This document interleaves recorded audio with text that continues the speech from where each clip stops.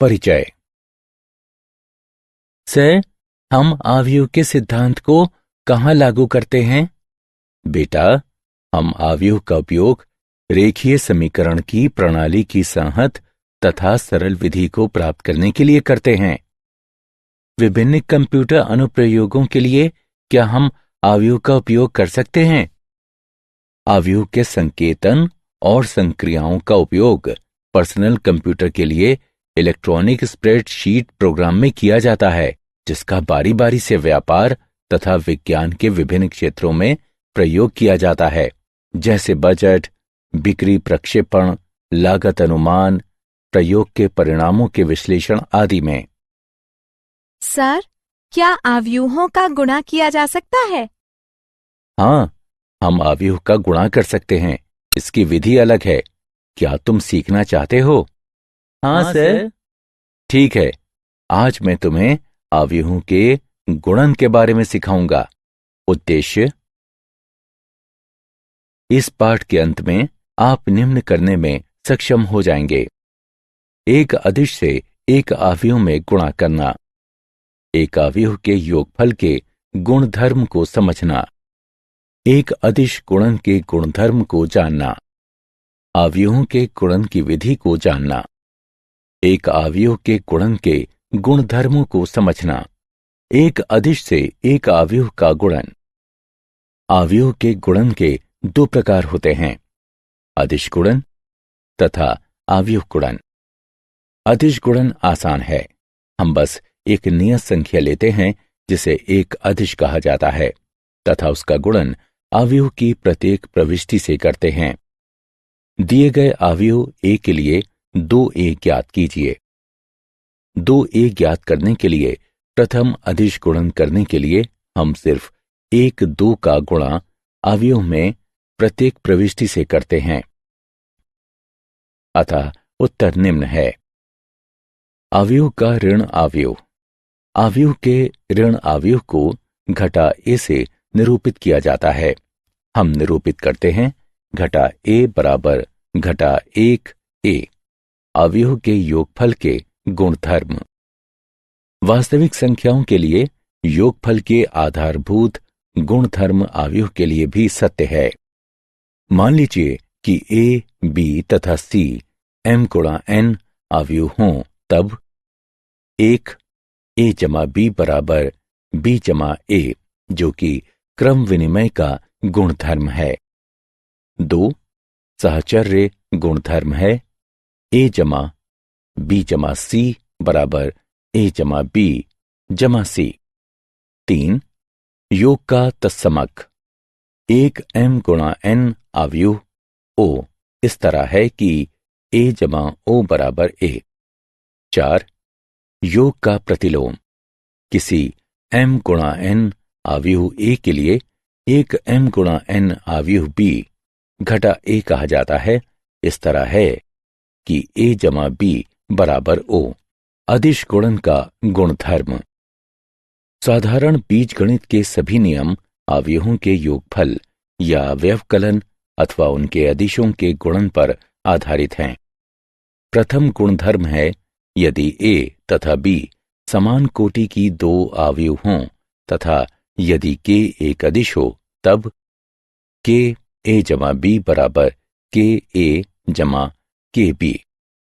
एक अन्य गुणधर्म है यदि k 1 तथा k 2 तो अदिश हैं, एवं यदि a एक आव्यूह है, तब k 1 जमा k 2 a बराबर k 1 a जमा k 2 a तथा k 1 k 2 a बराबर k 2 k 1 a। आव्यूहों का गुणनफल।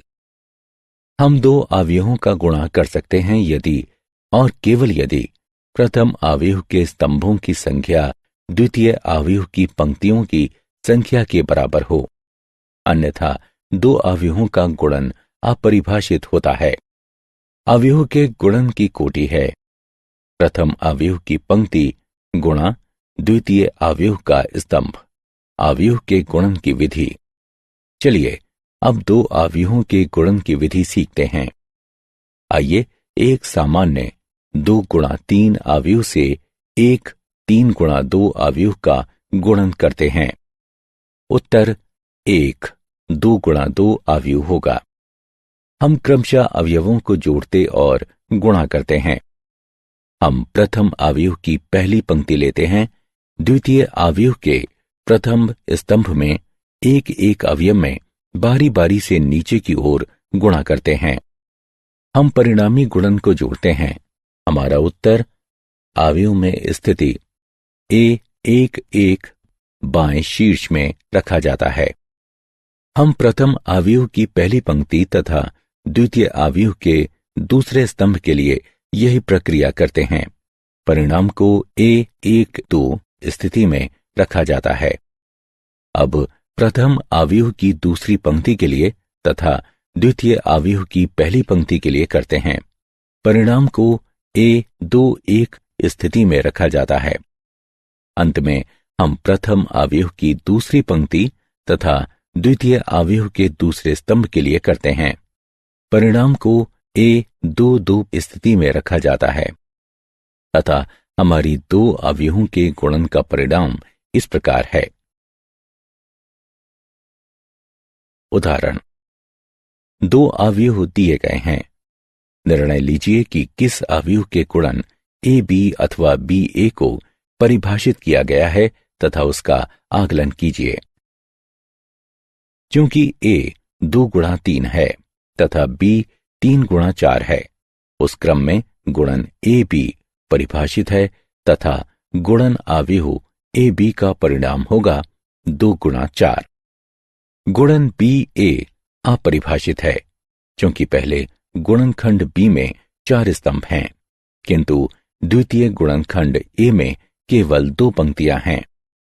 गुणन को परिभाषित करने के लिए प्रथम अवयव के स्तंभों की संख्या द्वितीय अवयव की पंक्ति की संख्या से मेल खानी चाहिए। हल, A में पंक्ति 1 तथा B में स्तंभ 1 का डॉट गुणन लेने पर AB में 1 प्रविष्टि मिलती है। AB में 1 प्रविष्टि 1 है। A में पंक्ति 1 तथा B में स्तंभ 2 का डॉट गुणन AB में 1 प्रविष्टि देता है। A में पंक्ति 1 तथा B में स्तंभ 3 का डॉट गुणन AB में 1 प्रविष्टि देता है। A में पंक्ति 1 तथा B में स्तंभ 4 का डॉट गुणन लेकर गुणन की पहली पंक्ति को पूर्ण किया जा चुका है, जो AB में 1 प्रविष्टि देता है। अब AB की द्वितीय पंक्ति के लिए A में पंक्ति 2 तथा B में स्तंभ 1 का डॉट गुणन AB में 1 प्रविष्टि देता है तथा A में पंक्ति 2 तथा B में स्तंभ 2 का डॉट गुणन AB में 2 प्रविष्टि देता है। अंत में B में स्तंभ 3 और 4 के साथ A में पंक्ति 2 का डॉट गुणन लेने पर AB में क्रमशः 2 3 तथा 2 4 प्रविष्टि प्राप्त होती है।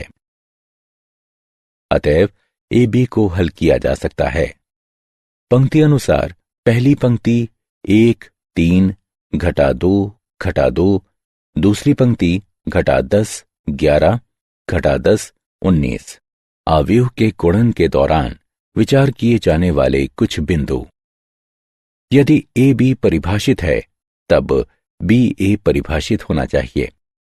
अवयवों के गुणन की अक्रम विनिमयता, यहां तक कि अगर AB तथा BA दोनों परिभाषित हों तो ये आवश्यक नहीं है कि AB बराबर BA होगा।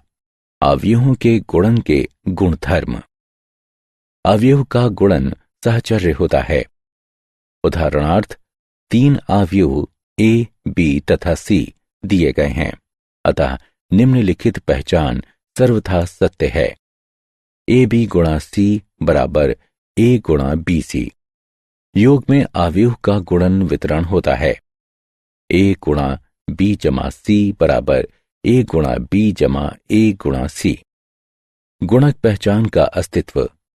प्रत्येक वर्ग अवयव A के लिए समान कोटि की एक तत्समक अवयव अस्तित्व में इस तरह है कि IA बराबर AI बराबर A। उदाहरण, x तथा y ज्ञात कीजिए यदि x जमा y बराबर है अवयव पंक्ति अनुसार पहली पंक्ति 7 0, दूसरी पंक्ति 2 5 के तथा x घटा y बराबर है अवयव पंक्ति अनुसार पहली पंक्ति 3 0, दूसरी पंक्ति 0 3 के। हल x जमा y तथा x घटा y दिया गया है। इसे 1 तथा 2 के रूप में चिन्हित कीजिए। अब समीकरण 1 तथा 2 को जोड़ते हैं। हमें प्राप्त होता है 2x बराबर अवयव पंक्ति अनुसार पहली पंक्ति 10 0, दूसरी पंक्ति 2 8। इसलिए x बराबर है अवयव पंक्ति अनुसार पहली पंक्ति 5 0, दूसरी पंक्ति 1 4। अब x जमा y में x का मान रखने पर तथा हल करने पर हमें प्राप्त होता है